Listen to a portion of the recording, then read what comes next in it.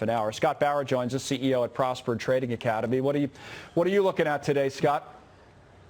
Well, you know, it's a sea of red, but let me tell you that at least down on the trading floor, it's actually very calm, which is very calming to me and should be calming to many retail investors to at least understand that, yes, the markets are, you know, whether you want to call it a free fall or a big drop or a correction, Terry, however, they are working the way that they should be. Markets are working efficiently.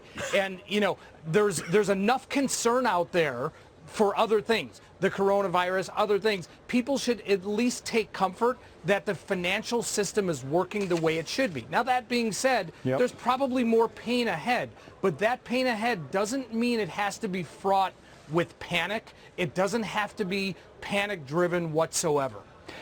Because trying to time, I mean, we've talked about it over and over, but the idea that someone could say, oh, well, you know, tomorrow's the bottom, or somebody earlier was saying, oh, in 60 days, this will be a completely different story.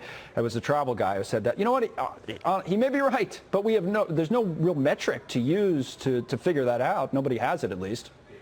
And that's the best point, that there really is no metric. And to say, you know, that earlier today we were down almost 20% from the peak, putting us in that, you know, quote unquote bear market territory, I would look at that and say, you know what, by the rule of the definition, yes. However, this is a very, very different scenario. We've never met a situation like this where there's so much at once that's causing the market to go down while the underlying economics of the marketplace are still actually pretty strong.